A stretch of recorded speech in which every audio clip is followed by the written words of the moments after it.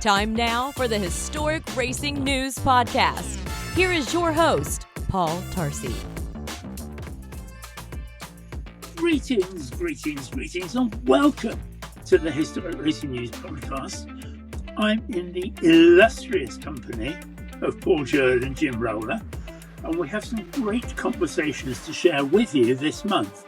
I'll be joined by the chairman of the Royal Automobile Club, Duncan Wiltshire, who will be discussing the role of the club in the modern world, but also the celebration of the true vintage cars with the London to Brighton car run, which happens on the 5th of October.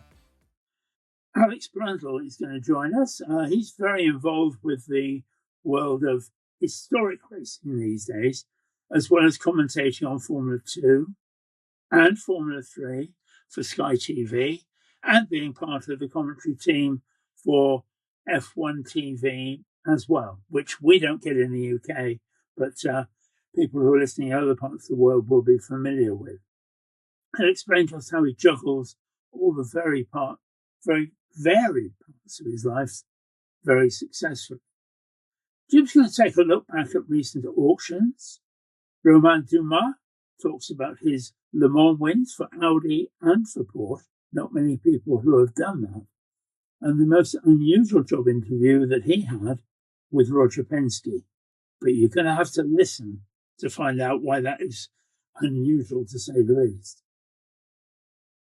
So we're going to do all of that as part of the live interview season. It was my turn at the Goodwood Revival to get to talk to some of the stars, and they were due to appear on track and squeeze conversations in between times. Paul was doing the paddock tours.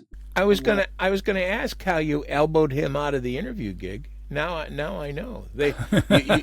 He went off to do something else, and you slipped right in there behind him. Oh, you sneaky devil! He only blinked for a moment. The paddock tours were very, very successful, and that's. I know I spoke to quite a few people that Paul showed round the Goodwood paddock, and they were riveted by what he was doing, and his darling Emily was doing the sheepdog bit at the back of the group, and chasing people so they didn't get lost, which was a great thing to see. We're very grateful actually to the Goodwood Road Racing Club for their help with all of this. They gave us the opportunity to conduct these interviews, which took place in the club pavilions, and there are several, over Revival weekend. My first victim was Romain Dumas. Ladies and gentlemen, please welcome Romain Dumas. Romain, you're probably best known as a sports car star, and I know that, but although you started in single-seaters, you've won Le Mans twice. Is it a really magical race to win? Well, first of all, hello everybody. We are lucky to be here in Goodwood. As you said, I think now more or less 10 years that I have the chance to drive here. I would never want to miss this race, for sure. With the calendar, it's never easy, but the revival, the members meeting, and the Festival of Speed are for sure always very high on my list, even if we are normally doing it for fun. But we are all competitors, so when we are here, we all want to go as fast as possible and to win races. But going back to your question, racing for the last 25 years now. I am with Porsche since 2001, plus now luckily for Pikes Peak with Ford the last 3 years. So I had the chance to work with these two big brands. But in all kind of racing, for sure endurance was, let's say, the biggest part of my career. With, as you said, Le Mans, when you are French, to win Le Mans, it's always something special. So I had the chance, I won overall 2 times, 1 time also on GT. So it's not often to win in both classes. But when you are French, to win this one, it's a big one. I will say, some will be possibly disappointed, but I will say it's not the hardest 24 hours to win. The chance I won also Nürburgring or Spa. Nürburgring is for sure the hardest one, because the weather is never nice in Germany. It's even worse than in England, so you can imagine. So but at the end of the day, racing is for sure in my blood, and is why I'm driving and drove so many different categories.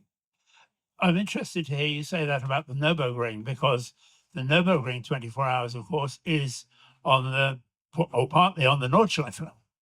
And that must make you concentrate. Well, Nürburgring 24 hour is for sure the most demanding race. I think I won it. It's not that I don't know and don't believe that I'm arrogant. I don't remember if I won 4 times or 5 times. But, when you are racing, you do the race, and on Monday morning, you are thinking of the next one. So Nürburgring was for sure is for sure the most demanding, because a lot of cars to overtake, a lot of bad weather. Comparing Le Mans, if I take an example, Le Mans, don't forget, you have a lot of long straight. Yeah. Out of 13 kilometers of circuit, you have 8 kilometers of straight that you can relax, that you can speak, that you can think about what is going on strategy-wise, cars around, etc. Compare Nürburgring that you don't have a lot of time to relax. So for sure, Nürburgring is more challenging, I think, if I compare with Le Mans, with Spa also that I won, and Nürburgring. All of those circuits, all of those 3 circuits are, one way or another, very high speed. Is that something that you feel you're a specialist at, or is it just that you're mad? No, I'm not mad. I don't want to crash, I don't want to do mistake. And I think when you are driving to a certain level, you don't realize the speed. Funny thing is, to give you an example of something funny, is back in around 2005, 2006, 2007, I was doing Le Mans, finishing the race and driving back to south of France just after.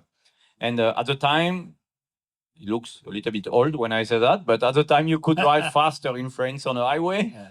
And when you are driving for 24 hours at, let's say, a speed on a time in prototype at 330 kilometers per hour, when after you are going on a highway at 130 normally in France, you are thinking, what I'm doing here.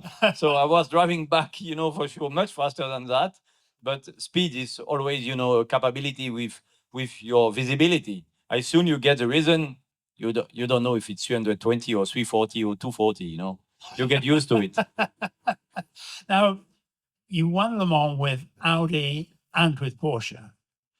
Do they go racing in a different way, or is it basically the same? Well, first time when I drove with Audi, I was already a Porsche driver, winning IMSA, Sebring, etc. with a RS Spider. And when Porsche in 2008 was a little bit on a financial crisis, I ended up with Timo Bernheim, my old teammate, driving with Audi. And for sure, at the time, Audi and Porsche, until 2009, they were not on a Volkswagen group. They were not brothers. They were against each other. So when they became the same family again, 2009, I drove with the Audi. For sure, Audi at the time was spending a lot more money than Porsche was spending or Peugeot was spending. So Audi, I would say, was the new step of endurances, means doing a lot of 24-hour testing before the 24, doing a lot of simulation, 2, 3, 4 times before to come to Le Mans. And now it looks like, you read on the press, we are doing 2, 3, 4, 30-hour tests. Yeah. But in 2010 or earlier than that, with Pescarolo, with Porsche, we never done that. Audi really started to do this kind of practice. And for sure, when you are coming in Le Mans and in Le Castellet, you already done 3, 4, 5 times a 30-hour test. You are coming, physically, you are ready, the car is ready. So you are not pushing to 90%, you are pushing to 99.9%. So that's a big difference. Because the famous team manager, Dr. Ulrich from Audi, probably doesn't get enough credit for their success, does he? Well, I think Dr. Ulrich was one of the last, if I really see the last 15 years of endurance, you don't have a lot now team manager who are really, let's say, could not say passionate, because that's not the name, but really into it. I remember him going under the car, looking the underfloor, when we are doing this simulation of 30 hours, being always there, looking what was going wrong, etc. Now the endurance for sure slide more into Formula One style. It's not a criticize again, but Ulrich was one of the last one was really like that. I didn't have this kind of guy at Porsche when we won everything in 2016, etc. It was really more about more Formula One style, a lot of people, a lot of money. And then, of course, in addition to both of those teams, you drove for Roger Penske. And interesting that a smile breaks across your face when we talk about Roger Penske. That must have been different again. Well, for sure, this kind of guy, I think you are crossing not many times during your life, even when you are a driver. Someone very special. For sure, the success that he gets on his business is the same than in motorsport. I mean, the first time I met him, and it's a good resume, it was in Atlanta, in the restroom. So it's not the best place to meet your boss. And suddenly he looked at me, it's we are together in a parallel position. And he was telling me, "You are Romain Dumas?" I said, "Yes." He said, "Okay." He said, "With us, you will get all what you need. If you perform, everything will be fine. If you don't perform, you will be out." That was the first sentence. And so I can tell you, when I washed my hand, I was a little bit stressed. That's a hell of a conversation to have mid-flow, isn't it? It must have been very, very difficult. Now, I said at the beginning that you've experienced in all sorts of different areas of motorsport.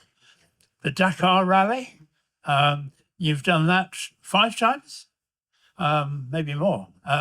But that takes a particular sort of mindset. Well, for sure, from endurance to do Pikes Peak, to Pikes Peak to do rally to do Dakar. I always said it's a little bit like, playing tennis, playing badminton, playing squash, and paddle, So let's say it's nearly the same, but really Dakar is something really far away of the 3 others. And yes, I've done it 5-6 times. I don't remember. My best result so far is P6, always privately, but for sure it's by far the most complicated for me. So I continue to push at it. Actually, I will do the next Dakar. This is really fresh from this week with a Ford Raptor. So, but when you are doing privately, when suddenly you are in the middle of the desert with huge dune, it's a little bit different than compare, driving on a circuit or even doing Pikes Peak. So yeah, for me, it's a big challenge all the time, but it's a little bit like, when you are a runner, when you do a marathon, you said, I will never do it again, but you do it again because you want to go faster. And Dakar is exactly the same.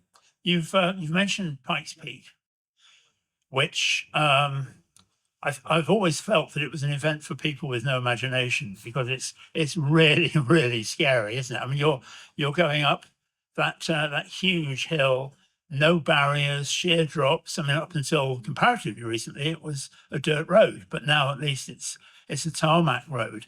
But you're concentrating absolutely for all the time that you're up there.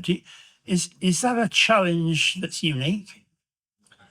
Well, Pikes Peak, again, when I speak about tennis and ping pong, let's say like that, it's a little bit the same. You imagine you are able to do 4-hour driving in Le Mans, and suddenly in 2016, I won Le Mans. My longest stint was 4-hour driving. That is the maximum. The week after, I was in Pikes Peak, winning Pikes Peak in 8 minutes.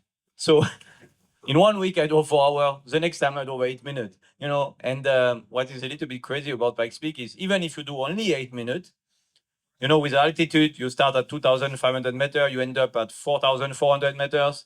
So you are missing air, the engine also, but you also, and it's an open road. It's the first time that you are driving in one time the complete field, because in practice, you do always 1/3 of the field. So nobody, if you qualify well, you always go first on the road. All right. So nobody went on the road. So Pikes Peak is full of question mark. And it's really the one, that is the most dangerous, because if you have an issue or, failure, for sure it will end up badly. You know about it. But I always said I don't want to have any crashes or so, but Pikes Peak is a big challenge. Now, talking about Pikes Peak, you've become a bit of a specialist in electric vehicles, and congratulations for that. you've done Pikes Peak in the Volkswagen and also more recently in the Ford. That you smashed the lap record at the Nordschleife with the VW, and you did that in 6 minutes 34. Well, this electric car, if we speak about Pikes Peak or if we do lap record, for sure he worked very well in a short distance. We all know about it. I guess you all drove or drive electric car or drove or try to drive an electric car. So Pikes Peak at the end of the day, it's only 13 miles, the race. So for sure, electric car are not suffering with altitude. You don't lose power. So at the end of the day, you have instant power. As you can see, when you are driving on the road now, you have no gears. Suddenly you realize that you are shifting gears for 30, 40 years. That suddenly you are losing time since 30, 40 years to shifting your gears. Even more in England, when I have to shift with my left hand, that's always miss gear, like this morning. So at the end of the day, this electric concept is very good for this kind of race. You like or you don't like, this is not a topic, but you can see that the car are fast. Even when I go here at Festival of Speed, the car are just amazing. How this car is pushing, it's just amazing. Yeah, and that moves us on nicely to Goodwood, and let's start with the festivals. Because you've competed several times now, and that to see you in that Ford this year, it took my breath away. It really did, and I was just standing there watching it. That we know that His Grace's driveway is not very it's not very wide, and and is very unforgiving. But you went up there in a record time, and the fastest time of the weekend. Again, is that something that you really have to work at, or is this just programmed into a racing driver's brain? Possibly we look a little bit arrogant, but I will say that I don't work. It's just, I think I'm used to it. I'm doing that for so long. For sure, we are doing some testing, etc. I don't believe that it's, we don't have result without doing anything. I still training a lot. I still light. I still run a lot. We do a lot of sim. We have engineers. Don't believe that the result is coming. Only here it's for fun. That I never come to train, compare many of the competitors. But no, I think even for Goodwood, we know which kind of tires we will take. We try to do the best of what we have. For sure, when you are taking this small road with a Ford Supervan or super truck, you know that we don't have a lot of space. This is clear. But at the end of the day, I think I will not say the driver are a hero, because it's the same as all of you guys in your job. You prepare everything. It's exactly the same. Okay, well, let's now talk about Revival, because you've been here 9 or 10 times, I think, and you've driven a lot of big, gutsy V8 motor cars in your time, one way or another. Looking back over those years, do you have a favorite car? Well, yes, I think the Cobra, definitely, with Bill Schaeffer, the cars, this green Cobra, we were always fast, very fast. Not an easy car to drive. But, funny thing is, at the end of the day, again, we are here to have fun. We are here to compete. We are competitor. So when I drove the Thunderbird or the Mustang or things like that, it's a big boat. We won races at the end of the day. But this morning, I had the chance to drive the Battlebird. That's a car from 1957, sorry. Only 2 cars in the world like that. And this car is just a disaster. It's 600 horsepower, it's 1.7 ton, it's drum brake, but the car looks so nice. Since day one, I said, I want to drive this car, even if I know that it's really not the best car you can imagine. Yeah. But this is Goodwood, you can have a mix of everything. For sure, my preference is more to have a lot of power, even if it's a little bit hard to drive and not so fast in a corner. Possible I'm able to go fast on a straight, it's easier. But yes, I prefer the big V8. But in general, what is good here, you can drive all kind of cars, and that's the most important. So tell us about what you're racing this weekend. Well, this weekend, so as I told you, the Battlebird will be one of the cars. I do also an Austin in a St. Moritz Trophy, and I will have a Cobra on a TT race. So I'm lucky to have 3 cars. Normally 2 is enough. 3, it's a little bit rush, but we will enjoy, except the weather possible, we will see. But that's part of England and Goodwood too, so that's good. And obviously, with an event like this, I mean, everybody I talk to always says it's fun. But I also know an awful lot of racing drivers, and I know that when the flag comes down, that it is now, I'm going to win. Where's that balance for you? I mean, at the end of the day, the balance is very close, If I give an example, at the start of the year, I done two European Rally Championship with my own Porsche 3-liter RS. And, it's your own car. You are in the middle of the tree. But at the end of the day, you don't remember that it's your own car, that you have no insurance. If you crash, you go flat out. And here it's the same, You always say, okay, I will go slow, the brakes are not too good, or it's sliding, etc. But at the end, as soon as you have an helmet, you are pushing. So the red mist comes down, and we can expect that this weekend. We've seen you be very assertive, let's say, out on track over the years, and long may it continue. But it's going to be a fantastic weekend. I'm very grateful to you for making the journey over here from the paddock, and I know that you're very busy. But ladies and gentlemen, please, a very, very, very warm hand for Romain Dumas. You're listening to the Historic Racing News Podcast. Well, to say that Romain Dumas is quite a character would be a huge understatement. He was always good value when we were covering him on the American Le Mans Series, and from the sounds of it, Paul Tarsi, he still has that gift of gab. Oh, he does, and he also has that wonderful accent, doesn't he? If I can chip in on the accent bit, Paul, you were interviewing him just as I was taking one of my tours out, and I was half listening and half not listening, and he said the Ford Battenberg in that wonderful French accent. I thought, Battenberg? Turned out there's a car, the Ford Battlebird, that was racing, a modified Ford, and I honestly for a moment thought we're off into cakes or gâteau or wherever.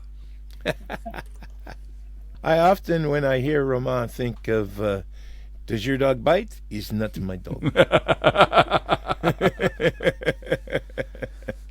I was not able to attend Revival this year. I am extremely envious. Was there a theme this year? It was a good one, and Paul, I think you and I probably missed the bus a bit on the theme, but it was good, wasn't it? It was, yes. As ever, the circuit and the depth that Goodwood goes to. There must be, at least 100 odd people wandering around in character, just carrying out the various themes that they're pushing.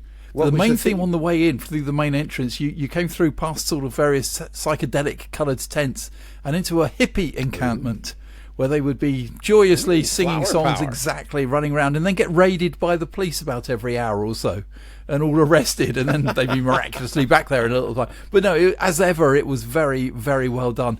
I have to say that when I walked in on the Thursday, there was a whole troop of young ladies in swimsuits with rubber rings and everything.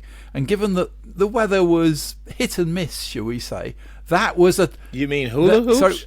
Those sort of hoops you have when you can't swim that you bob up and down inside. I've lost the proper term. I'm sure there is one.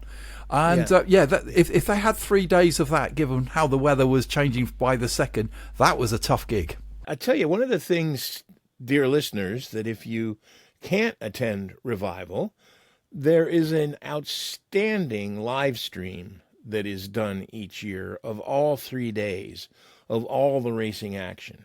And while I sit on the edge of my seat for the times when I get to hear our good friend Bruce Jones, some of the other commentators need to go take some lessons. But Bruce Jones is the star of the show as far as this reporter is concerned. Totally with you on that. There's that thing that Bruce does where they talk about the race and then somehow someone does a very, very fast edit of the race that comes up about a minute later. And Bruce talks over it, having never seen it before. So he's reacting to what he sees. Well, he saw the race. And he's fresh in his head. Yeah. Nicely done, Bruce. What that showed me right off the bat was sketchy weather. What's Revival like when the weather? I mean, I've only been there when the weather's been nice. I've been lucky. It's been chilly, but so just wear another layer. But Wet's a whole different kettle of fish. What's it like when things are a bit moist? Very moist this year, very moist indeed. And but once you're in the circuit, by and large, you're okay, because there are hard-standing walkways that, once you're through the tunnel and into the middle of the circuit, most of it is hard-standing, so you're fine. But I think Paul will agree with me that the car parks this year were unbelievable. There's nothing that they can do, and there's no point in moaning about it. But it was pretty grim. It was. Oh, wow, grim. Yeah. It was wear one set of footwear to get inside and then change into the footwear you wanted to be wearing all day. Otherwise, you caked it completely in mud. But we'd had a long, hot summer and then a week of torrential rain. Kind of hard to carry wellies around with you in a backpack. It's who you know, to be quite honest. Lockers, that's what you need. You need to secretly find where all the lockers are. But the weather was absolutely bizarre. I was leading one of my little tours round, and we went through the small tunnel that comes out just by the end of the pits, and we walked in on the outside of the circuit in sunshine and came back out the tunnel less than a minute later into torrential rain, to the extent that I had to get them all under cover. It was literally changing that quickly. But it doesn't diminish the event. It's the same for everybody. It happens. It's English weather in September. Well, there you go. It's interesting about the whole thing of the flower power theme, which they, as always, did extraordinarily well. I was quite surprised that there was various bits of flower powery graffiti written on boards and on the side of the gentleman's lavatory, which I was a bit surprised about. But one of the logos was drop acid, not bombs, which would have been very good in 1968. But yes. I thought, you're pushing the boundaries a bit with that. But the other thing about that theme, there's two things about flower power in those times. If you can remember the 60s, you weren't really there, is one thing. But the 1960s didn't start. The flower power 1960s didn't start in 1960. No. It's like 1968. Yeah. I mean, Scott McKenzie had the "If You're Going to San Francisco" hit in 1967, and that's kind of what kicked it all off. So 1967, it's all supposed to be pre-66.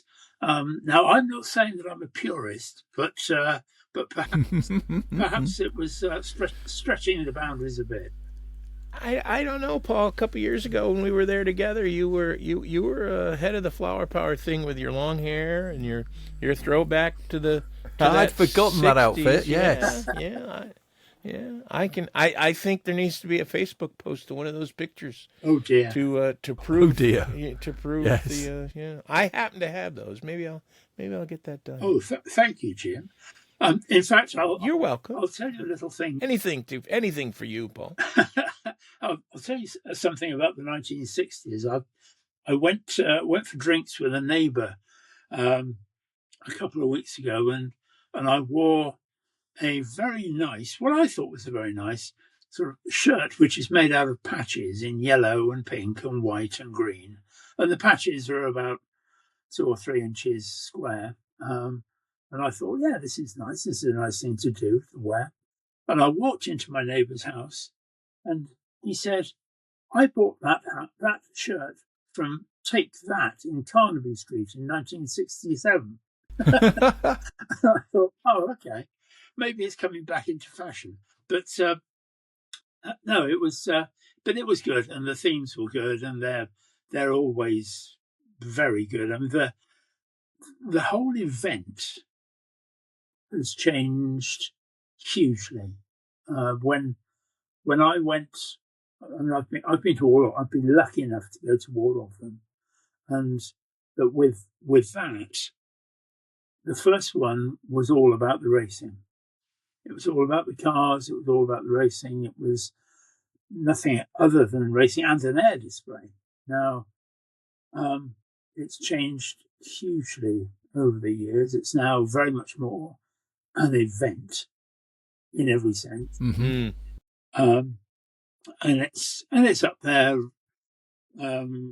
with Royal Ascot and Wimbledon and the FA Cup final and all those sorts of things. But it's a different kind of event now from the one it was then. And with that, I don't have a problem with it. But I think like most festivals, be they music festivals or anything else, you have to make the decision what you're going to watch and what you're not. For us, how much time are you going to spend over the road shopping as opposed to watching cars go around or touring the paddock? Mm-hmm. Very much so. I know. I say I was doing the tours and everything. I actually saw 1.5 races out of I think 15 in 3 days. I was very lucky in what I did see because I did get to watch a goodly chunk. You were of working, so you're good to me, Jim. I did get to watch a goodly chunk of the Whitsun Trophy, where our very own Nick Padmore had a great battle with Alex Brundle in those Lola T70s. And that was superb, and a big shame that Nick had. Well, with my PR hat on, it's what you call a fuel pickup problem. The reality is the car ran out. Yeah, exactly. That was a great race, and I caught goodly chunks as well of the TT, and the TT always delivers. And again, Tom Ingram, 2 wins on the trot, fantastic drive in that Jaguar in the wet. He can always commiserate with Frank Biela. You can have to. If you know, you know. If you know, you know. Yeah, okay, I'm going to be sitting as an outsider at this point. So the weather. It sounds like the weather, though, wasn't detrimental to the racing, and certainly to your point, Paul, it's still for many people about the racing. One of the things I like about the event is that it allows the anoraks like the three of us to go and watch the racing, and we could possibly take a spousal unit or friends who aren't 100% into the racing, and you don't have to worry about them getting frightfully bored and you having to entertain them and that sort of stuff. And that's really cool. Now, most of us, the three of us, are pretty lucky because our ladies actually like the racing. Probably not to the degree that we do, but I'm going to argue at this point. They like it.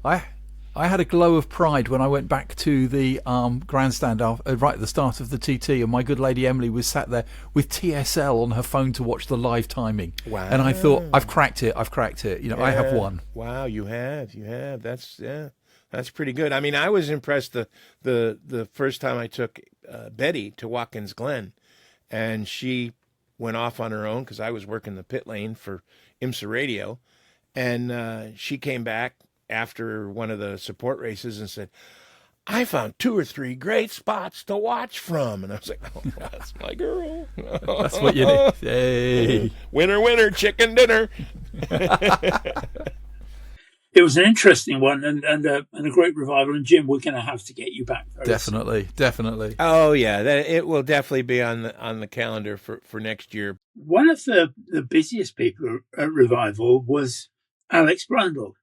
And once again, the venue for my conversation was the garage area of the Goodwood Road Racing Club. Now, that isn't the garage area where you take your car in for a 5,000-mile service. It's done up like a 1950s garage with all the signage and things, but loads and loads of big long tables and benches. And it is, although it's called the garage area, it is, in all honesty, the GRRC clubhouse, situated in the middle of the Goodwood Motor Circuit and right next to the airfield. And that's where I sat down with Alex Brundle. Ladies and gentlemen, please welcome Alex Brundle. Hello, ladies and gents. I definitely didn't claim to be important on entry, so it's very good to see you all. Is everybody nice and dry? Everybody's nice and dry, good. That's a start, isn't it? that's the start. That's a tremendous start. Thank you for that. Now, it seems that back in your career, you started in karting. And it seems that virtually everybody comes out of a pushchair and into karting. Is that what you have to do?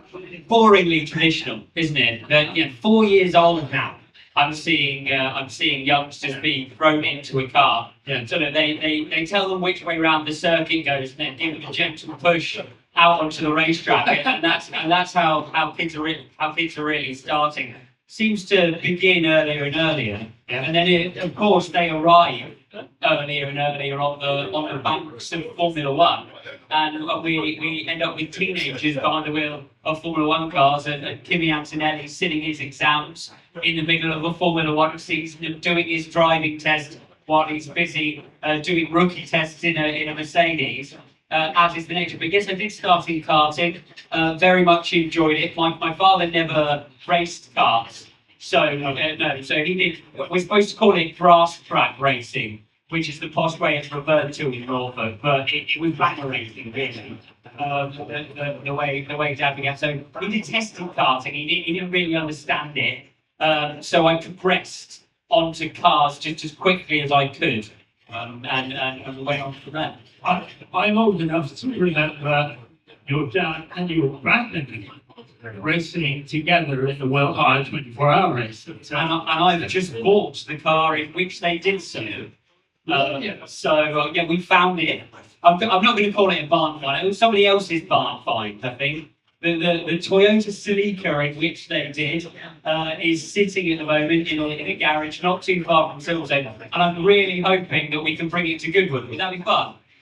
Yeah, I think it would be fun. So members meeting, we want to see you in that, Alex, because that would be really, really good. I remember that. Looking back on those days with your dad and your granddad, you didn't have a chance of not being involved in motorsport. Not really. I mean, I don't. It seemed like a natural progression of things. I don't ever remember would you like to go motor racing? It was definitely the ordained path, and then I had the opportunity to take the slip roads if I wanted, but they all seemed to be very narrow and slightly blocked. So there was an opportunity not to go motor racing, but let's get real. Young man, 8 through 12 years old, you've seen amazing opportunities to travel the world, race these loud, interesting cars. I mean, clearly there are people who don't take those opportunities when they're presented to them, but I can't imagine a mindset in which you wouldn't. So I'm massively privileged to be able to have the opportunity to go motor racing, and I seized it with every hand that had available. And we see it all the time of karting dads, and in my case, karting granddads, because my grandson is shortly off to California for the World Finals of Rob Smedley's series in karting, and karting granddad is probably a new phenomenon. Karting dads, karting granddads, indeed. Rob Smedley's series is great. Good luck with that. I always have a look down the GB3 categorisation every year, because the forename Ayrton is not particularly prevalent in Britain. We always end up with at least 3 Ayrtons in somewhere in the British racing series, which I think gives you a sense of parents' kind of desire for their children to go racing. That at the moment of their birth, the name that they decided to choose was Ayrton. That's the ultimate karting dad moment, isn't it? To name their children like that. So that's good. So one of the things that you did as a very young man, not even a young man, and still a boy, was team cars, which was an interesting series. It was cars that looked like touring cars.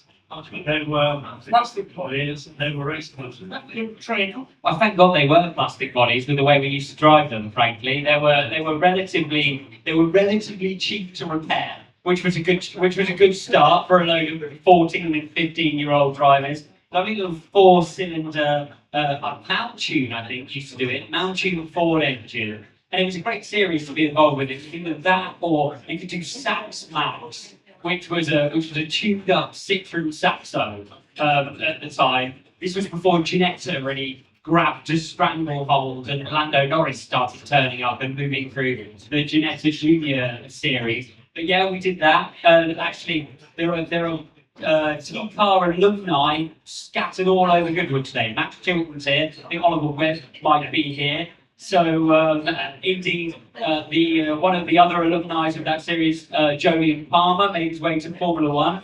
A third one, Luciano Richetti, just did all of the stunt driving for the recent F1 film. So there are only 8 or 10 of us, but we did all right. So that's been a decent proving ground. It was, and obviously you went into sports car racing in a big way later in your career. Was having a roof over your head kind of attractive?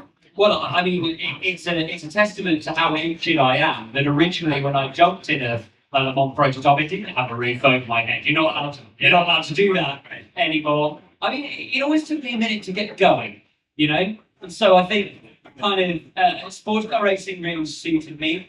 It's a thinking driver's type of motorsport. I love Le Mans. I love the Nürburgring for 24 hours. The joys of which Max Verstappen is engaging with over at the Nordschleife this weekend. And sports car racing has a really, I've got a really soft spot for it because of the intelligence that you have to apply to the car, the camaraderie between you and your teammates, and operating in a big team that marches on its stomach but also its emotions throughout a race weekend. And in managing that big group of people, I really sort of found my niche. You're a driver, but also sort of a manager of people and a strategist at the same time. So I love that type of motorsport. It suited me beyond just the flat out sort of city stuff. And I was going to ask you about that because racing drivers generally, don't train this person, racing drivers I generally can't promise that. tends to be very selfish and single-seated. I grew up with one. I remember very recently talking to Derek Warren, talking about him driving with Mario Andretti and he said that Mario Andretti was, selfish when he was the best. Yes, I think single-seated drivers probably have to be selfish, but there's a different mindset when you're in sports car. There really is. I mean, the modern world of sports cars has changed a lot. The cars are pretty much indestructible. A modern sports prototype, you could finish 24 hours, stick a set of brakes on it, another set of tyres on it, have a bit of a look around it, clean it off and go again. They are tremendous pieces of kit, all while delivering fuel economy better than many road cars do. It's quite extraordinary. But so it became about total pace. I had a really interesting chat though recently with Jackie Oliver, because we've been running our Ford GT40 at the Le Mans Classic, who told me all about the interplay between he and Jackie Innes during their victorious Le Mans year, and the trust that was required between drivers of that era. And it was still when I first began in sports car racing, sort of back in 2012. You were there as well. You really had to trust the driver that you were across to report issues with the car, to look after the car. We'd agree curves that we could and couldn't use. We'd agree bits of the racetrack that we were happy to use and revs and so on. I saw a progression throughout my career where actually sports car drivers could become selfish in the same way that single-seater drivers could, because the cars couldn't take it, and effectively it was perfectly then understood that the driver would drive flat out, and if you lost the car, then you lost the car. So a sea change in the world of sports car racing, which I found really interesting. That is interesting to hear you say that, because really back in the days of Jackie Oliver and Jackie Innes, in the car home was the sport. Before you did it, now it's in, as I say, a series of life sprints. Yeah. And that's sort of on somewhere else. Well, I think Jackie Oliver said to me that the main thing Jackie Innes did was complaining was going too fast all the time. And wearing the car out. But yeah, I mean, it's a communist discipline, and there is still this mentality of you've got to get it to the end of the race. And still, at Le Mans today, especially if you have inclement conditions, if you manage to get to the cars at the end of the race, you're in for a result. However long you think a 24-hour race is, it always surprises you. You know, you get to 3 a.m. and you think, wow, even year on year, you forget. I mean, I've been lucky enough to do them on 9 times. Every single time I've turned up, it shocked me just how long you're in the car and how much you have to deliver. So yeah, it's a great experience, and it teaches you things you take into the rest of your life. Talking about long races, you've also been very successful at Daytona, 24 hours as well, which is a whole different ballgame, isn't it? Well, it is. There's way more fried chicken available. It's a great place, Daytona. Kind of the track. It's one of those circuits you look at it and think it doesn't look unbelievably inspiring. You know, you've got this oval, and then there's around 6 corners, aren't there? You wiggle through the midfield, you go through the oval again. But because the walls are there, and because there's so much traffic, I mean, there's 60 cars at the Daytona 24 hours. It all, in some way, it feels more perilous than Le Mans. You have to manage the banking, which takes a toll on the body. When you first drive Daytona, you have to actively relax on the banking. Otherwise, you can hold yourself against G-force you're not used to. I mean, we're all used to G-force on the braking zone, which goes forward, in the corners that goes side by side. We're not used to G-force that goes directly down through the body, which is what you have on the Daytona's oval. So for the first few laps, you're sat there in the car, forcing yourself upwards against the belts. And you have to actively go, relax into the car and let the structure of your body take the strain. In that way, it's actually an incredibly physical race. You turn left a lot, so you need to find a nice place to rest your right elbow up against the chassis of whatever prototype you're driving, because that's the position that you're going to be in the banking. Even with power steering in those cars, you're going to be struggling if you don't rest your head and also rest your right arm in the banking. And then, prepare for a long race. If it rains at Daytona, none of the oval is prepared, of course, for wet racing. It really makes you realise how much racing circuits that we race on, in Europe in road racing are actually actively prepared for wet motorsport. Because all of those lines are painted with non-sticky standard road paint. So you can drop it on the banking if you're not careful on one of the lines that run around the radius of the circuit. And the banking itself at Daytona is incredibly steep. I've tried to walk up it, of course. It's one of those things, though, that the first time you drive it, you're sort of angling like this, you feel the pressure down through the body. And then it's 33 degrees. Yeah, you feel the pressure through the body. By the middle of the night, under the floodlights, it's just as straight.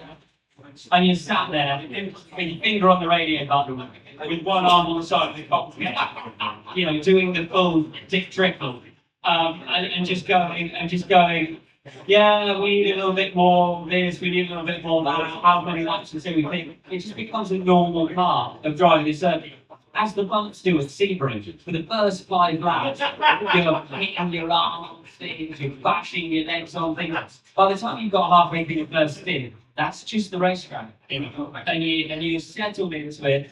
You're completely used to it. The fact the first corner's nearly flat out, over the massive bump through the exit, you're a bit annoyed by it because you wish it was flat out. You're trying to catch the guy in front of you.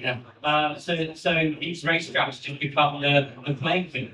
Yeah, and with Sebring, it is the classic old airfield circuit, unlike Goodwood, which, let's face it, Silverstone, which were airfields in their early days. That they've been surfaced and resurfaced. Yeah, but Sebring still has the concrete base which shatters even bits. Yeah, I think if they try to resurface Sebring, there might be a protest. Yeah. Actually, a fantastic racetrack, absolutely love it. World Endurance Championship cars. Used to go there, certainly. I'm not sure they still go there anymore. But yeah, utterly brilliant place. I love the culture of racing as well. There's a year of IMSA racing in the States. Adore the culture of racing in America.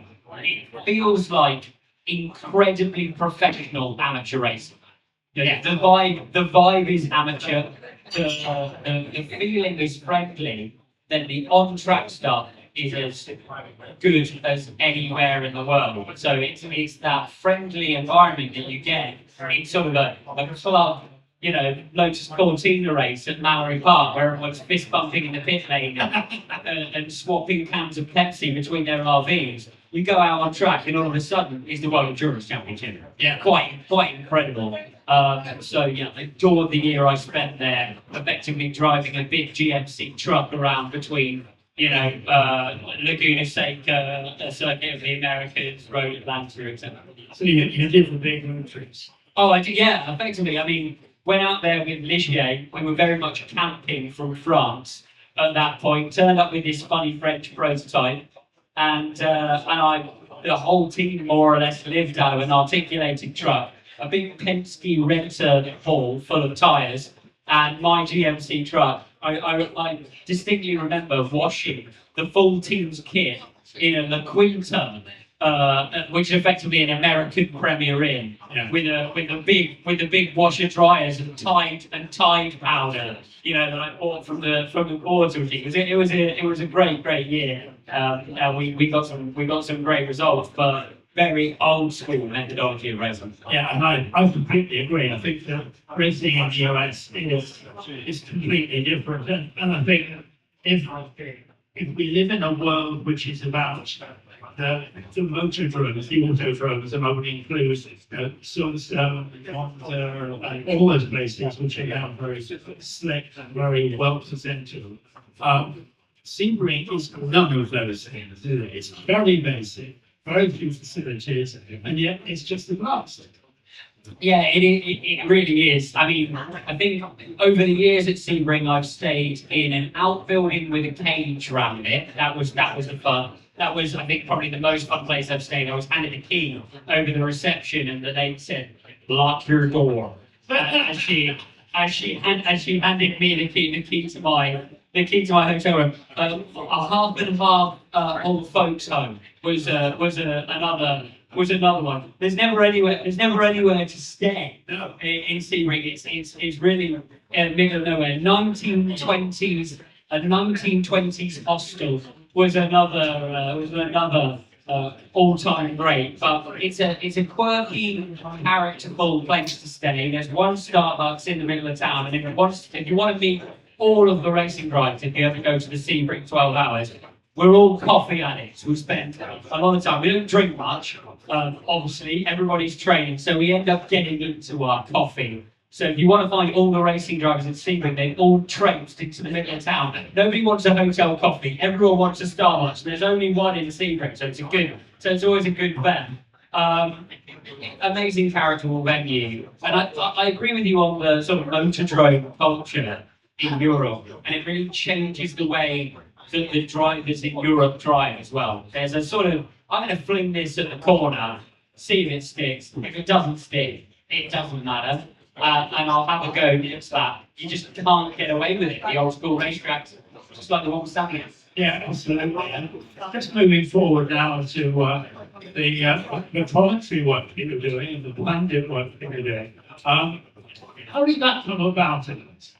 Oh, very, very long time ago, actually. It's funny, these things always have a tail a long way into the past, and then you appear to sort of pop up from nowhere.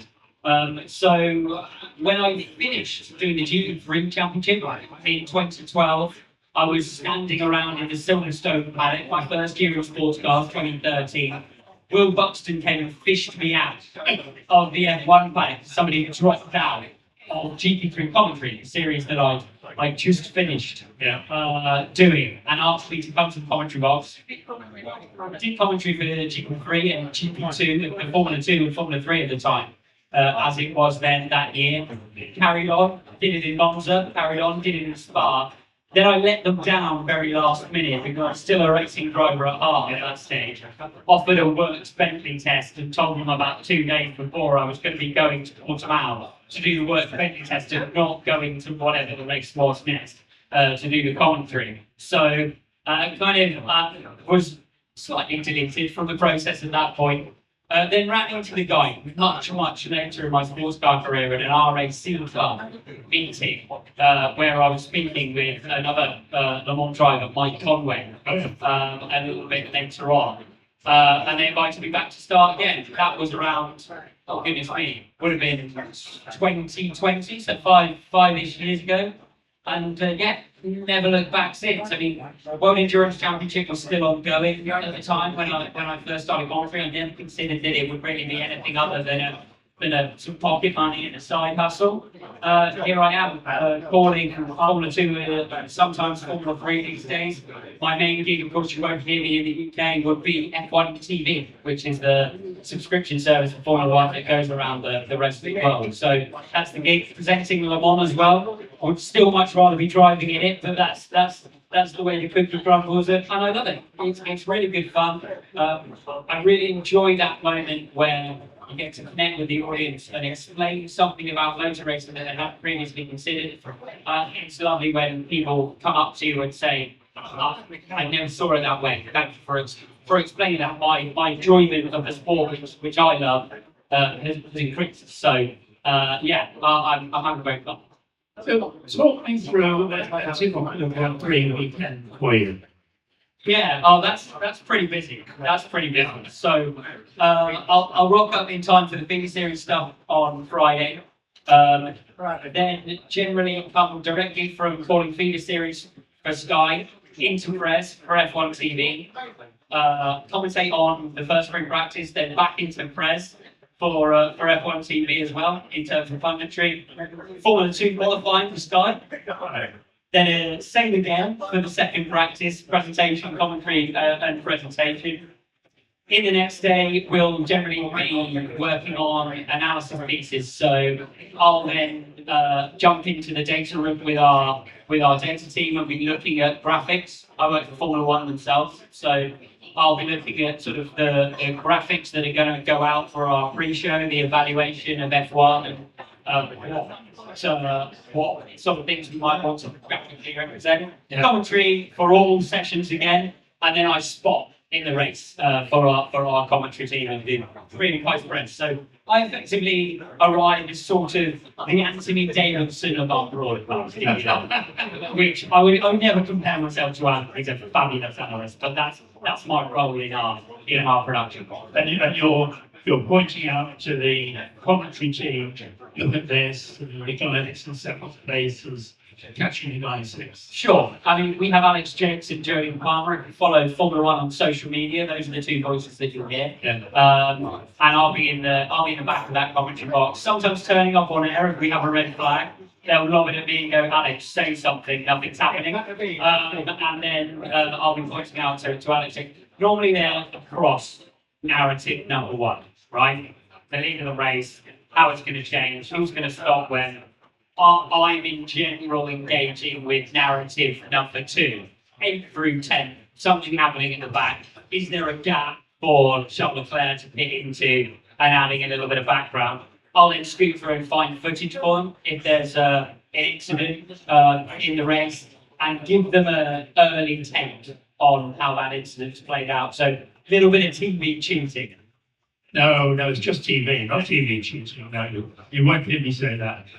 Now, talking about Formula 1, this is, I think, perhaps an unprecedented year for the amount of rookies that we have. And to the point I even had to write it down. There's over a quarter of the field, isn't it, starting their first season. We have Jimmy Antonelli saying it also, we have Oliver and Haas, Gabby, Portoletto, Salma, Jeff NLP, Isaac, Racing Bulls, and Liam Lawson was on the report as well.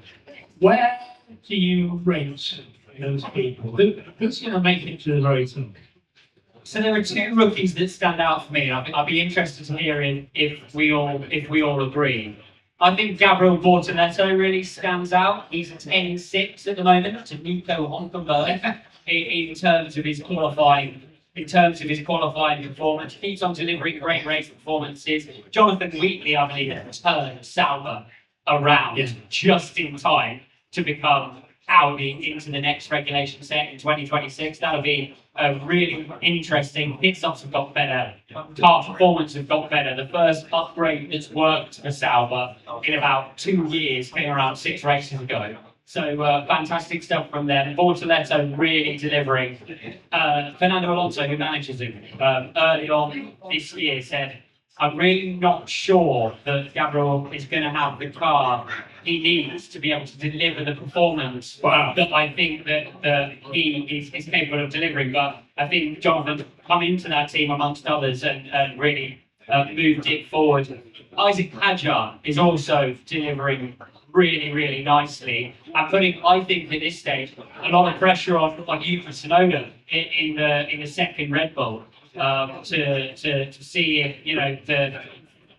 if he can move forward into that seat. It's also really nicely placed, Hadjar, because if they get to the end of this season and they're moving through to the main team at Red Bull, he of course then will have to face Max Verstappen, not in the regulation set in which Verstappen's been incredibly dominant. Massive change coming in the regulations of Formula One in 2026. So I think that Hadjar will have a great opportunity if they put it in the main team in 2026 to start from a blank slate as he takes on the maestro that is Max Verstappen through that year.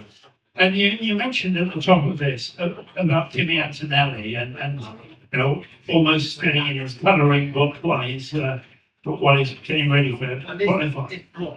Did he come in too young? I mean, I think he was older than Verstappen when Verstappen started in Formula One. I don't think he came in too young. I do think that they didn't quite do it the right way.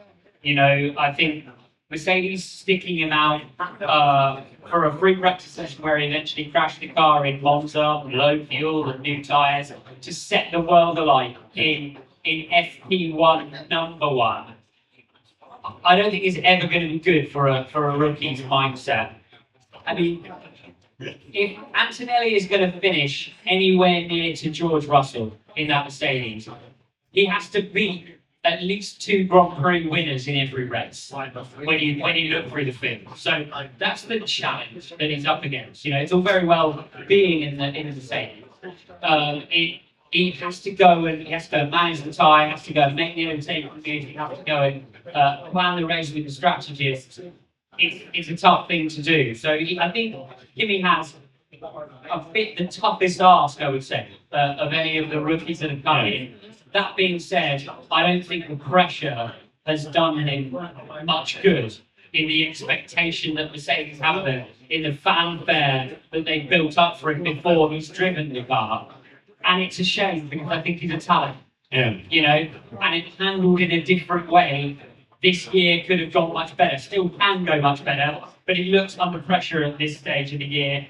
Even Toto Wolff, who championed him to begin with, referred to his recent races as slightly underwhelming, and it's not been going to win up from the boss. No, it certainly isn't. Now, over this weekend here at Revival, we see lots of celebrity drivers, one way and another, being And me. No, I was coming to that because we have lots of people who come in who perhaps drive historic race cars once or twice a year and a bit more. You're actually up to your ears in historic racing, aren't you? I really am. I mean, I got the bug badly for historic racing, that's for sure. We run a couple of cars with various preparers and then fire the content out online. I really love doing that. It's a passion project of mine, to be honest. Skiddy VAT on boards going out, so that's really great. We've got a Ford Mustang, 1965 Ford Mustang, a GT40, and also one of Swifty's super fast Mini Coopers around the place. I absolutely adore it. I throw friends in and we do all sorts of stuff with it. So it's not just Goodwood for me. You know, a couple of weeks ago I was in a T70 at the Silverstone Festival, among other things. Donington Festival I do as well. So it's great pleasure and privilege to both be involved in running and also driving these historic cars. And I really think it challenges the driver more than a modern vehicle does. So yeah, I really am actually up to my ears in historic racing. And what are you driving this weekend? Driving two big types, a 363 car, which is really nice and nimble with the thing, and a bigger one, 366 car, the low drag, the lovely aluminium, lightweight, low drag, really quick. I thought we might have had an engine failure in the first part of the TT qualifying. Luckily, it's just the distributor, so we'll find another one of those in the back of the truck and stick that on. What else, mate? Mark 1 Jaguar in the St Mary's. So again, unfortunately, that had a problem in 4 so we'll start with the back of the grid, all rectifiable, luckily, and a T70 Mark 2. So that is a very quick Chevy thing. And I'm looking at the clouds because I really do not want it to rain when I'm out there in a V8 T70, because that's hard throttle stuff. Yeah, it is hard throttle stuff. In fact, I really don't think I've been flat out in it around here in the wet ever. No, I don't think I'll make from front. And I think keep it that way, because it's probably for the best. Alex, thank you very much. We wish you all the best for this weekend. And with your current endeavours, you kept us entertained both on track and off track for many years now. Ladies and gentlemen, Alex Brundle. You're listening to the Historic Racing News Podcast, a copyrighted presentation of historic racing news in association with White Squirrel Studios. Any rebroadcast, reproduction, or usage without the expressed written permission of Historic Racing News is strictly prohibited. Wow, Alex, just like Romain Dumas, always good value, Paul. And if you close your eyes, you can, you hear Dad in that Norfolk accent. Absolutely, and when we had his dad on the program, Martin's accent has moved away considerably over the years. You can still tell that he's a Norfolk man, but there are very few telltale words that he will use. One of them, which is right the way across Norfolk, is that when people talk about afterwards, as we would do, in Norfolk, they will talk about afterwards. And afterwards. And I sat there talking to Martin doing our interview, and it wasn't on video, but it was one of those ones. Talking to Alex? No, talking to Martin when he was on the show. And he said to me, well, that's something we did afterwards. And I thought, yes, we've done it. I'm going to say afterwards.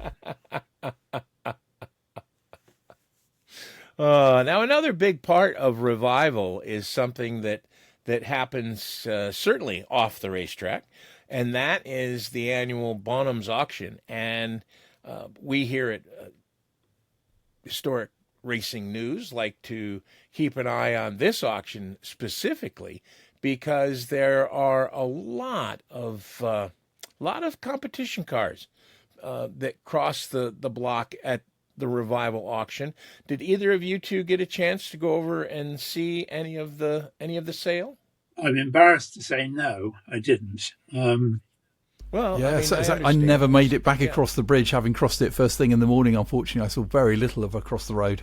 So yeah, it was over $7.5 million in volume. So they had a pretty good go. The highest seller was, as you might expect, an Aston Martin. Big surprise there, right? And that one sold for over $1 million. Actually, $1.4 million, or 1,079,000 pounds. It was a 2000 Aston Martin Zagato Sanction 3 Coupe, basically it was a carry-on car that was okayed by the factory, and that sold. The highest-selling competition car was a 1977 Toge CS302 in that great Warsteiner livery. We've seen that car race quite a bit here in the States. That sold for just over 350,000 pounds. That's $482,000. A Jaguar XJ120, $427,000. A Lister Jag. This was a Nobly, but it was a continuation sports car. But it still, even as a continuation, drew over $260,000. It was absolutely fantastic. Now, Paul, I probably you're it's just as well that you didn't go to the auction, because that I think there may have been some family strife, because I am sure that had you been there, the 1977 Nissan Fairlady 280Z rally car would have ended up in your motor. In my motor, yeah. In your motor, yes, in your motor garage. 34,500 pounds. That was a steal. And had I been there, I would have bought the 1989 Lancia Delta Integrale 16 valve for the paltry sum of $27,996. That is a steal. That's a little bit more than my bar That's a bill, bargain. but that was a steal.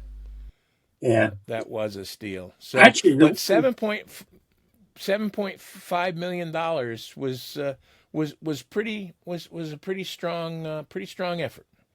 Actually, the one that appealed to me was a Piper, which was a 1969 car, which didn't sell, which is a bit tempting, but it didn't sell. It was an ex-Le car, and it was driven.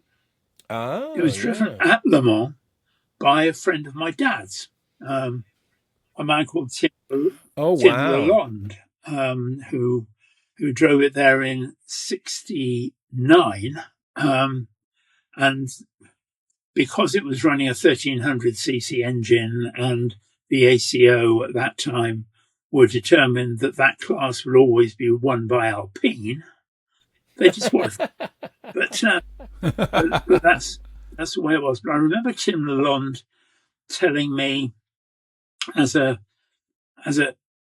lad in his mid-teens, and talking to me about his exploits at Le Mans, and telling me about the Mini Marcos that he drove in 1967. So I think probably most people know the Mini Marcos, based on the Mini, but with a very, very light fiberglass shell and a space frame body underneath, a space frame chassis underneath. And Tim told me about driving down Mulsanne in 1967, obviously pre-chicanes. So flat chat doing about 125 miles an hour with this 1275cc 4-pot engine. And he said, and you would see the headlights coming up behind you of a Ford or a Ferrari or a Porsche, and they would pass you going 100 miles an hour faster than he was. Wow. 100 miles an hour. And he said the first time it happened, he wasn't ready for it, and it just picked this little Mini Marcos up and put it on the grass. The backwash from that car passing at over 100 miles an hour faster just put the car on the grass. And he said it was character building, shall we say, but and that was it. Yeah. Now this 69 Piper, Paul, it's Felton Green. And did David Piper have anything to do with this? No. And was there any sort of... No, okay. No, I wondered, the Piper and the green and the... Yeah. Okay. No, not at all. It was a stretch. And no, it was... Glad it didn't leap. But I think there were some good... there were some interesting prices paid, weren't there?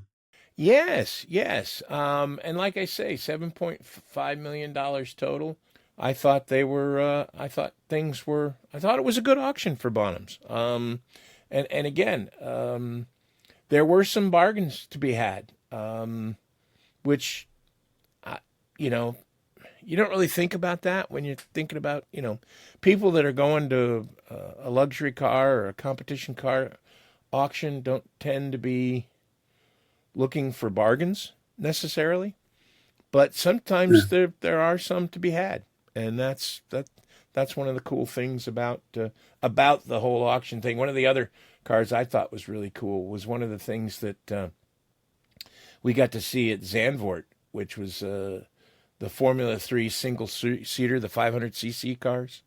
A couple years ago, they a 1951 Cooper Jap Mark V 500cc Formula 3 single-seater, 19,500 pounds, $26,000. So that would be a very inexpensive way to get into some really fun vintage car racing. And probably if you actually looked at it as cost per weight, probably the car that costs most per kilo, to be honest, because those cars are absolutely tiny, aren't they? Yeah, they are. They are. Absolutely. Absolutely. Now, Paul, besides going to Revival, you've been to London for the RAC. You've been, this Paul Jerd, you and I we're in pretty rarefied air. Amateurs, yes. In comparison. Mere amateurs. Yep. I don't know whether you saw this, Jim, but there was also a Bonhams auction in Paris. Yes. Which was at the what they call the Schumacher Lounge in Paris. And there were some interesting things there. Obviously, mainly Michael Schumacher themed. I was interested to see that the Benetton race suit that he wore in the 1995 Pacific Grand Prix sold for, wait for it, a race suit for €61,000, 61,000 euros, and the Ferrari race suit autographed that he wore in Hungary, autographed, went for unbelievable €95,000. I mean, it's about $125,000. Yeah. Wow. That's not going to be your last €95,000. No. It's a spare €95,000 that you've got rather than your last. But interesting nonetheless. We talked last episode about some of your RAC stuff, but you had more RAC adventures this month, didn't you? Yes, I have the pleasure to sit down with the fairly recently appointed chairman of the RAC, Duncan Wiltshire. Now, I'm delighted to welcome a gentleman, and I use that term advisedly, who has been a hugely influential part of the historic motoring scene in general for a very long time, as a competitor, as event organizer, and now as chairman of the Royal Automobile Club. I'm pleased to give a very warm welcome to Duncan Wiltshire. Thank you very much for inviting me to have a chat. Well, it's a rare treat, and thank you for that. Now, historic motoring is kind of in your DNA, isn't it? Because your father, Ray Wiltshire, was a very important figure in the world of vintage motoring in general and vintage Bentleys in particular. Yes, I don't feel like I had any choice in life, really. Our upbringing was, my sister and I were thrown in the back of the family Bentley from a very young age, and learnt to enjoy it from there. Not only enjoy it, but of course absorb it all. So, as a family, we've had a lifetime of old cars, and it's a matter of great delight that our boys are now getting active in the scene as well. Which is very, very satisfying, I'm sure. And your dad used to organise the annual cavalcade of Bentleys, which went to Le Mans every year and would line up on the grid before the race. Yes, the sort of transition from being, as a family, from being very active participants in the scene to being very active organisers in the scene was a process that occurred over about 30 years. My father was a very passionate motorist, but he was always very passionate about organising things. And he realised many, many years ago that the ACO at Le Mans weren't really doing anything to celebrate their heritage. They were much more interested in next year's race rather than last year's. And the culmination of that was in the very early 80s, the start of the cavalcade, as you say, which was an opportunity for people who owned genuine old Le Mans cars, Bentleys and D-types and GT40s and the likes, to take them down to Le Mans to parade around the track. But actually the journey down and back was probably more of a highlight than going around the circuit itself. And it's certainly how I got to first meet some of the great collectors in the scene from quite a young age. So quite a privilege in that sense. Because that was a time when the race started at 4 for a start, and that there was virtually nothing happened before the race. So it was a welcome break for the rest of us to, as punters on the tribunes, to see something. And as Raymond Baxter used to say, and it's British. There are lots of ironies here. The fact it was British is quite ironic. And the fact that we operated at Le Mans for something like 35 years as non-Frenchmen, there is a certain irony there for sure. But had a very, as a family, we had a great relationship with the ACO for a very, very long time. But the point about there was nothing really happening before 4 o'clock is very pertinent, because the first cavalcade that took place, I think, in 1982, was put on as a one-off event to celebrate the 50th edition of the 24-hour race. And it turned out that it went down so well with the spectators that the ACO asked the father if they would come back and do it again. So from 82, the last cavalcade ran in 2009, when I think, frankly, just commercial pressures and the opportunity, these slots were becoming so terribly valuable, a sign of how the world has changed. But for a very long time, yes, we were sort of the main pre-race entertainment. And of course, out of that grew the Le Mans Legend Race by the end of the 90s. So best part of 20 years of the cavalcade managed to persuade the ACO to let us actually take over the support race slot that they had. They used to have a race that ran at 10 o'clock in the morning, but nobody would bother to get up to watch it. And we finally persuaded them that actually we could do something with that slot and put on something really very attractive. And I can remember being slightly embarrassed by the Autosport report for year 2 of the Le Mans Legend Race to say they described us as the highlight of the weekend, which when our hosts were putting on a rather spectacular 24-hour race was slightly embarrassing, but it was really flattering. And of course, from there, the Le Mans Classic grew. Yes, well, I think that opened the eyes to the ACO, and Le Mans Classic kicked off after Le Mans Legend got going.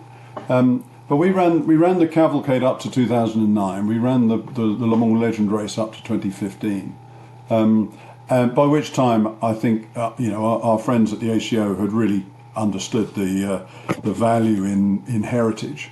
And of course, if you think about the last 25 years of the historic racing scene, led initially, without a shadow of a doubt, by Goodwood. The rise of the revival and the Festival of Speed and more lately the members' meeting, and the really big events like Le Mans Classic. You think how the historic scene has changed over those years. But and of course, bit by bit, the ACO came to realise that all this spare time they had before the start of the race was actually a valuable asset. And sadly, we just ended up being a victim of that, because the commercial value of those slots just transcended the ability of us little people in the historic world to match. So those slots started going down to commercial, modern commercial organisers that were willing to pay very sizable amounts of money.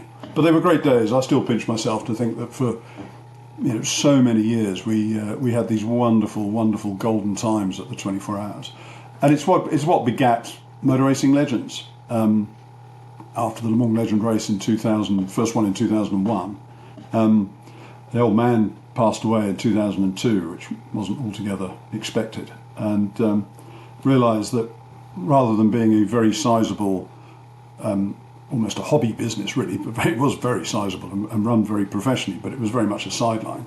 It started to transform motor racing legends into what became my full-time career for the last 25 years. And again, back to the whole comment about the cavalcade, the people and the friends that Philip and my wife and I have made over those years, we're deeply privileged. It's been a wonderful time. I think one of the things about motor racing legends is that talk to anybody and they'll say what a friendly event it is, and that all of the events that you ran under MRL were friendly, that it changed obviously over the years as historic racing became more professional, but I think it's great testament to you and Philippa that you got to that point where it was just such good fun. Well, yeah, thank you for saying that. I always say that outside, once we started to expand beyond Le Mans, when we started to launch some of our race series, starting of course with the pre-war series over 20 years ago now, all I was really trying to do, if I'm really honest, was put on sort of the kind of racing I wanted to do, which was longer, more endurance style two-driver races at some of the really big European circuits. So all I ever did with Motor Racing Legends was sort of put on what I would think I would want to be doing. And of course the whole thing's supposed to be fun, isn't it? I'm delighted to hear you say that, Duncan, because some people would say that maybe it isn't quite the fun that it used to be. And I'm just going to ask you one other thing before we move on, which is, as you say, your dad, we lost him in the early 2000s. What do you think he would think of historic racing now? That's an interesting question. I mean, he was a very, very passionate motorist. He was a very level-headed fellow as well.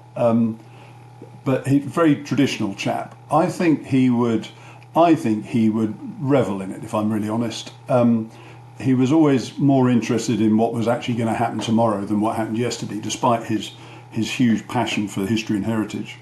And I think he would be, I think he'd be very excited to see the scale of the historic scene and the significance it's playing. It's an industry that has evolved and developed to a very mature level now, where there are, without a doubt, considerable sums of money being spent on the part of the owners. It is being taken very seriously. The proliferation of sort of professional and modern drivers is it's great news in the sense that it's great profile. It's very good with in the right environments. The paying public love to see all this sort of stuff and see the cars extremely well driven. But of course there is that challenging dynamic that for most of us traditional drivers that are perhaps not quite as good as some of those modern guys out of British Touring Car Championship, that all that happens is it just shows up how fairly mediocre we all are, really. Or how good they are, let's be fair. Let's say how good they are. That's a better one. Now let's look at your role as chairman of the Royal Automobile Club, because that's something which I think is of great interest to all of us. The club itself was started in 1897, if I'm right, if my research is right. That's correct. And why was the Royal Automobile Club first created? Good question. There are two reasons why our founders founded the club. The first and absolutely overarching reason was to provide some real focus and impetus behind the nascent automotive world. If you read back, I've just finished reading a book written many years ago, the biography of John Montague, Montague of Bewley, but the father of Edward Bewley and grandfather of the current of Rafe. An absolute pioneer in every sense, but the biography really highlighted the challenges that very early motorists were facing in trying to be taken seriously, be taken credibly, not just by the public, but most importantly by Westminster. And you realise that actually the automotive world has always had a very rocky relationship with the legislators and the powers that be. They love to tax it and see it as a source of revenue, but are not always that quick to support the movement. It's staggering when you think how much energy and effort and time that our early pioneers devoted to the cause. They genuinely and thoroughly believed in the ability of the motor car to influence what became the 20th century. And of course they were absolutely right.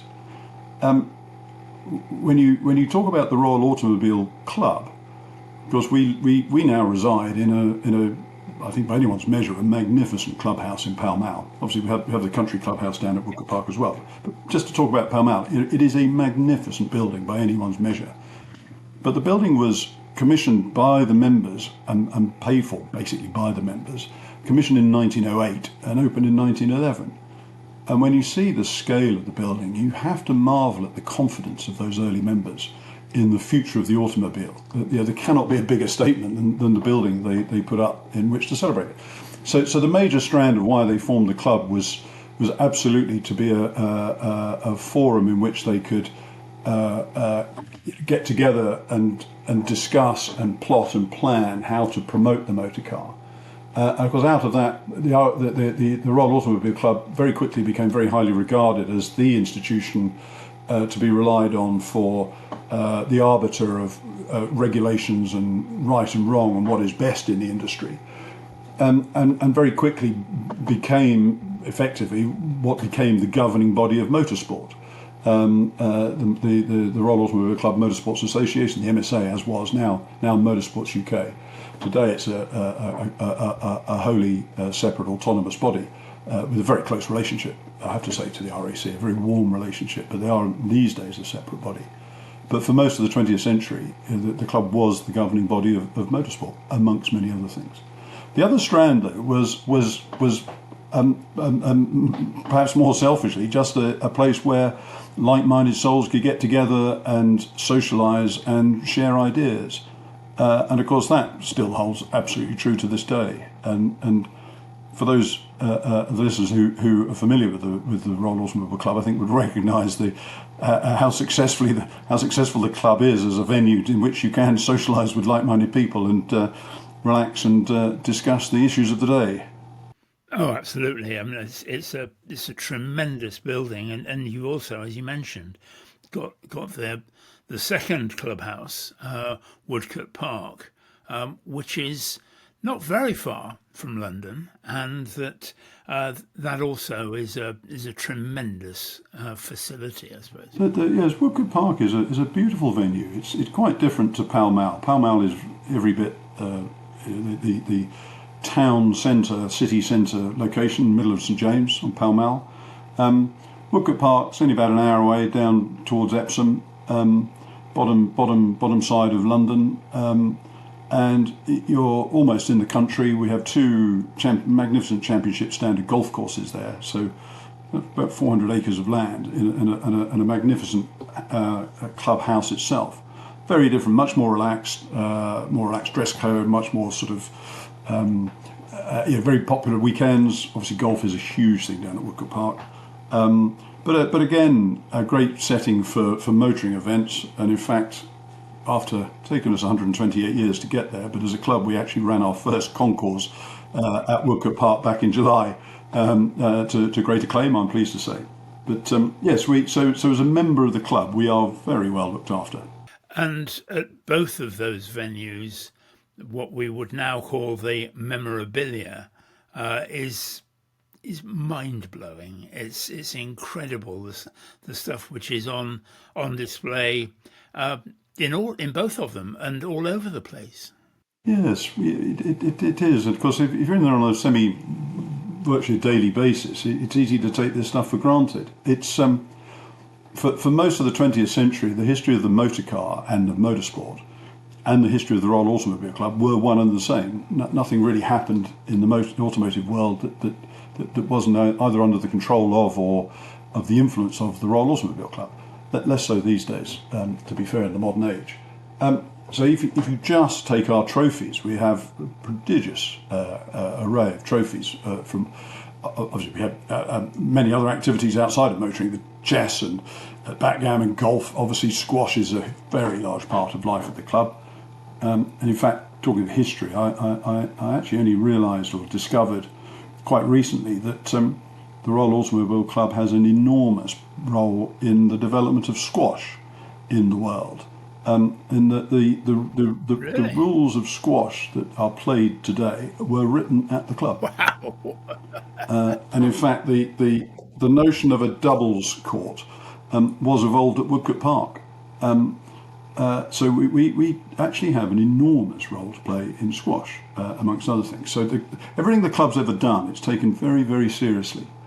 But when it comes down to motoring, so we have, a very good example, two of our oldest trophies. One is the Dewar Trophy, which is an award for outstanding British technical achievement in the automotive industry.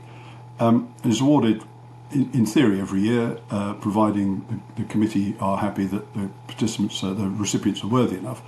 But it's been awarded every year since 1904, and was set up by Tommy Dewar, better known for whiskey, of course. A magnificent silver trophy. But perhaps even more famously, of course, we own the Tourist Trophy, which again has been awarded since 1905, and is the engravings around the base of the it's a magnificent thing in its own right, but the engravings around the base are a veritable who's who of motorsport in the world for the last 100 and something years. It's an absolute treasure, that trophy. We own the British Grand Prix trophy, for example. It was the Royal Automobile Club that saw the potential in an airfield in Northamptonshire next to the village of Silverstone, and persuaded the MOD to give them the lease to run the British Grand Prix. And indeed, the Royal Automobile Club ran the first British Grand Prix after the war, and eventually realised that it needed more focused management quite quickly, and the entire thing was eventually endowed into the British Racing Drivers Club, of course, as it is today. But it's the RAC that did all that. So, yes, heritage is something we're very strong on, I think it's fair to say. And yeah, I mean, it drips from every chandelier. It's amazing just what's there. And now looking forward to London Motor Week, which is something which has come about relatively recently. And tell us what we can expect to see and to hear and what's going to happen. Yeah, the London Motor Week is quite an exciting week, and it's a mixture of events that are fundamentally restricted to club members, but there's a lot of events through that week that are open to the public. And the whole raison d'etre of the London Motor Week, it's the build-up to the London to Brighton Veteran Car Run that's taking place at the end of the week, that has been run the London to Brighton Veteran Car Run, sponsored by RM Sotheby's these days, very gratefully supported by them, and very thoroughly supported by them, I have to say, is the longest running motoring event in the world. It was established to celebrate the repeal of the Red Flag Act that was repealed in 1896, of course, the act that required a man to walk in front of your car with a red flag, a deeply despised bit of legislation by the motoring world that was finally repealed in 1896. So this goes back a very long way, and of course the Brighton Run is restricted to cars all built before 1905, and the most remarkable feature of the run, apart from the fact that the very considerable age of the cars today, is just how many cars turn up. Each year there's upwards of about 400 cars take part, and last year a fellow far more learned than me was estimating that we think that's probably about 50% of all the running veteran cars in the world attend the event. And so it is a phenomenal event, and it takes place on the Sunday morning, leaving Hyde Park. The first car leaves at dawn at 7 a.m. And the cars leave in intervals. And some of those cars are capable of getting down to Brighton in a couple of hours, not much more than a modern motor car. I've been lucky enough to do the run quite a number of times now over the years, and I've always said that the runs I've enjoyed the most have been in the oldest and most fragile cars. And we own a 1900 Sims. Frederick Sims was one of the founders of the club. He really was one of the instigators of the Royal Automobile Club, and he was into magnetos and motor cars and all sorts of things in the early days. And this little 1900 Sims was a terribly fragile little car, single cylinder, engine drives one wheel, the brakes work on one of the other back wheels. And it's typically about an 8-hour drive to Brighton in this thing. And the sense of achievement when you've nursed this fragile little thing across the line. Most people have been and gone and halfway back to London by the time we arrived. But it fabulous sense of achievement. So the Brighton run. Are you doing it this year? It's just yes, it should be out this year. We have a 1901 Moors, which is I think in some respects the opposite end of the spectrum from the Sims. The Moors is a truly magnificent motor car. And if you were driving in a 1901 Moors in 1901, you would have been someone really quite significant. And that is a privilege. That's a four-cylinder car, very, very sophisticated machine. We're very, very fortunate to be able to. The club's owned that for many years now. We're very, very lucky. But the London to Brighton Veteran Car Run is, it's the culmination now of a week of activities, as you say, the club's London Motor Week. And the Motor Week it's an opportunity to spend literally a week celebrating the motor car, not just the history and the heritage, but also a chance to look forward to activities in the future. I mentioned the Dewar Trophy. The Dewar Trophy will be presented at a lunch during the week, but we have there's an art exhibition. We have the award ceremonies. We have lectures. There's concours, several trophy presentations. Of course, being the Royal Automobile Club, there's a number of dinners and the run itself. But the couple of things probably worth mentioning. Listeners be very interested in. I think a year or two back, we launched the Art of Motoring exhibition. Now, this is actually held in the iconic Images Gallery just around the corner. It is on the corner of Wellington Place and Pall Mall, and it's open to the public. And I would thoroughly commend anyone to go and have a look. It's a host of talented artists, working across all manner of mediums, from traditional oils to all sorts of shiny, naked metal and everything in between. It's actually the 11th year of the exhibition. But it is well worth folk going to see, because it must be one of the greatest motoring art exhibitions now in Europe, and that goes on all through the week. We have on the Wednesday we have the Royal Automobile Club's Motoring Book of the Year Awards, and that's been going again for a good many years under the guidance of Simon Taylor. And I think, again, it's fair to say that probably has become the preeminent motoring book awards, certainly in the UK. Another tremendous highlight of the week, frankly. But we have a number of lectures. We've got Ian Callum coming in. We'll have Steve Cropley in. In fact, Autocar are doing a podcast, a live podcast with Ian Callum and David Fairbairn. Don't know if I'm allowed to mention that here, Paul, but oh yes, we like that. Yeah, we love these associations. So it's a very exciting week. But there's another innovation. Two major innovations that came in last year for the first time. on the Saturday, we now have the St James Motoring Spectacle, and thanks to Westminster Council, they've granted us permission to close the whole of Pall Mall on the Saturday for the day. So this year will be the first Saturday, the 1st of November. So the whole length of Pall Mall is closed, and we stage basically a car spectacle.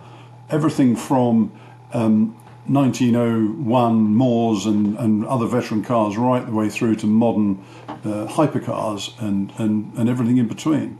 That is completely open to the public. It's completely free to view. We don't know specific numbers last year, but we know there were many thousands of people who came through Pall Mall. And it's a fantastic opportunity to showcase the automotive world to the public, and especially to people who might not be quite so steeped in petrol fumes as you and I. It's a great opportunity, and it's also for us as a club. It's an opportunity for us to show some relevance into the world.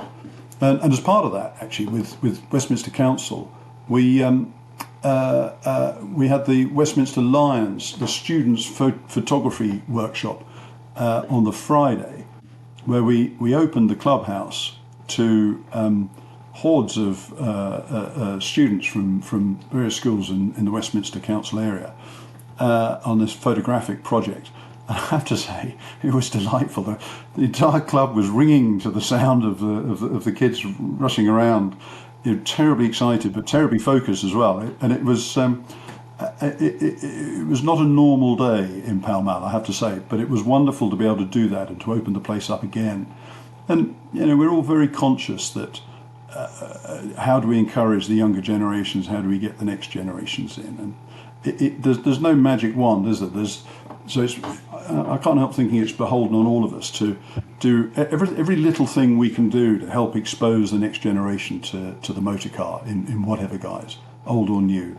All of these steps will help us to keep the movement thriving and vibrant for years to come, with a little luck.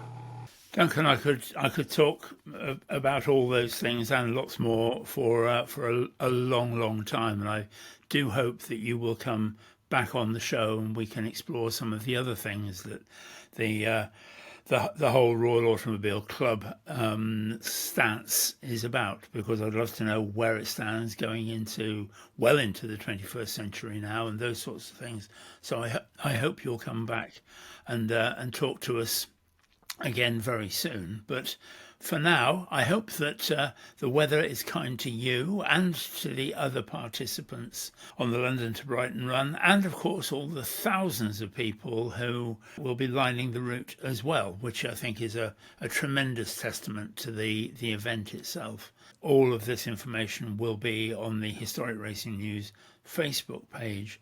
But for now, Duncan Wiltshire, thank you very much indeed for your time. Paul, thank you very much, and I look forward to seeing you down in Brighton.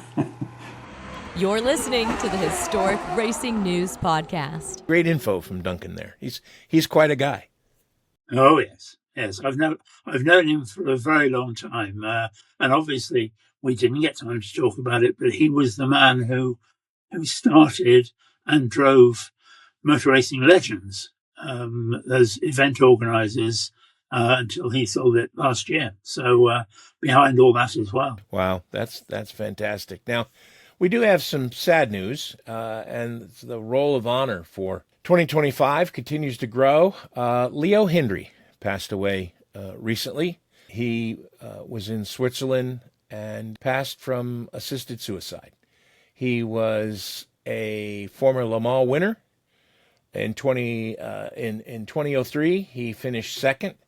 With Orbit Racing, he won the GT3 category in 2005. So in 4 attempts, he had 2 podiums, a victory, a podium, and 2 DNFs. He raced with Peter Barron and Mark Lieb in 2003, and Mark Lieb and Mike Rockenfeller in 2005. And Leo is another one of those folks that became a dear friend of mine during the time of the American Le Mans Series. He was married to one of my closest friends in the television business, Patty Wheeler. And Leo, after the 2005 victory, said the hardest thing about winning Le Mans was the promise that he had made to both Rockefeller and Lieb that the three of them would all go get Le Mans tattoos on their left shoulders of the circuit. And that was the hardest thing. And unbeknownst to Leo, we happened to sneak a cell phone camera into the tattoo parlor, and then aired a video of said Mr. Hindry getting his tattoo on the next American Le Mans Series broadcast, which caused a little bit of consternation, and I got called some dirty names.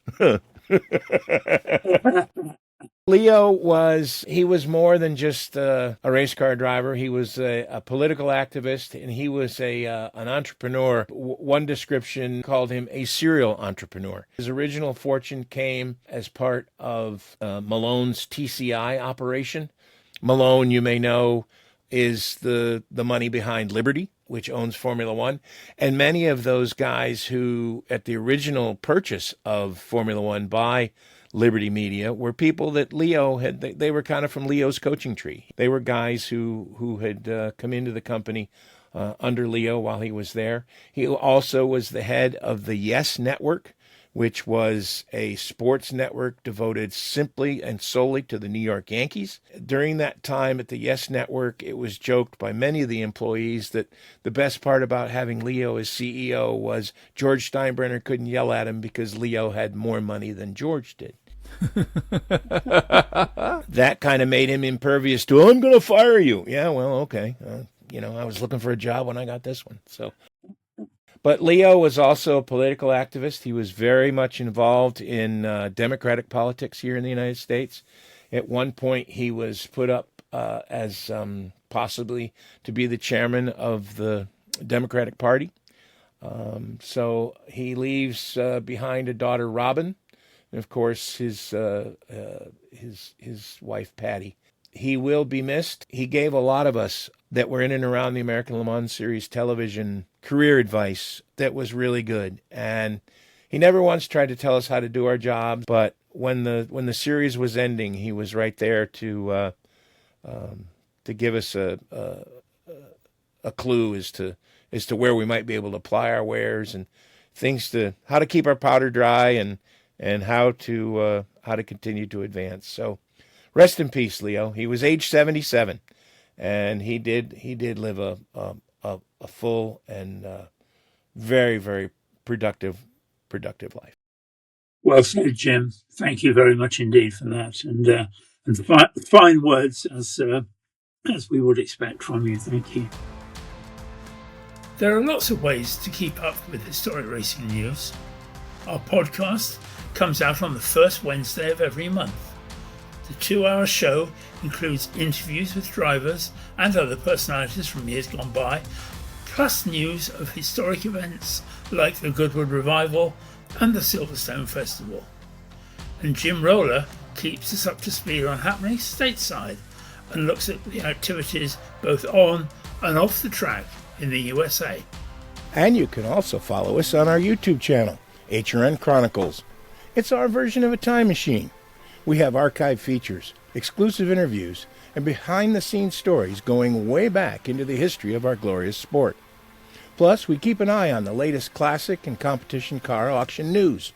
It's a place where motorsports history lives.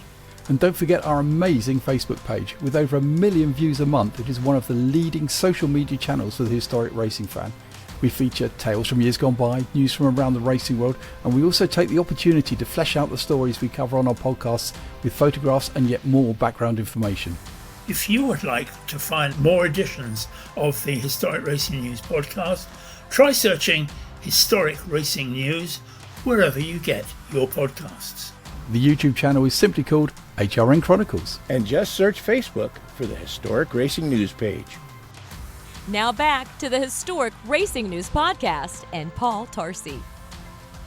I wanted finally to advise our listeners to this podcast and let them know, be the first to know, of some great news for 2026. we have teamed up with Race Retro to provide the very latest news to the event, which happens in February, if you didn't know, Friday to Saturday and Sunday, 20th to 22nd of February. So an off-season event at Stoneleigh, which is just near Coventry, will not only bring you all the latest news in the build-up to the event, but also they persuaded us and we've persuaded them to come on the show from time to time to give us a kind of running order of the things that they've signed up and the things that they're planning. So we'll be doing quite a lot of that. Now, it used to be that people in the world of motorsport, in all sorts of different parts of motorsport, would congregate at, shall we say, other shows. I'm not going to mention them, but if you're listening, you know the other shows or show that I'm talking about. Race Retro is becoming the place to meet other enthusiasts, competitors, preparers, organisers, and people selling cars. There's a huge competition-focused auction run by Nick Wales' iconic auctioneers, and lots of vendors who will also appeal to enthusiasts and competitors alike. You can buy books and memorabilia and lots more stuff that you can take home and then wonder where you're going to put it all. Story of my life. So it's where you take home and are trying to smuggle in, isn't it? Because you've bought so many already. Yes, what have you got under your coat there? Nothing. At Race Retro, there's also a rare treat to see rally cars in action outside. Yay! Happy Jim. Quattros, Metro 6R4s, mingled with much more modern machinery in a great, let's call it a special stage display course. It's out there, but it's doing all the right things. Perhaps the best news is that we'll also be hosting some of the events on the main stage. It will be our opportunity to talk with some of our regular guests and also introduce a few surprises we're at already. So that's Race Retro. And you'll get to meet the three of us. Oh, it was going so well, Jim, wasn't it? Which is... Yeah, well, good point. Boy, I misplayed that, didn't I? That's Race Retro, 20th to the 22nd of February, and we'll see you there. Be there or be square.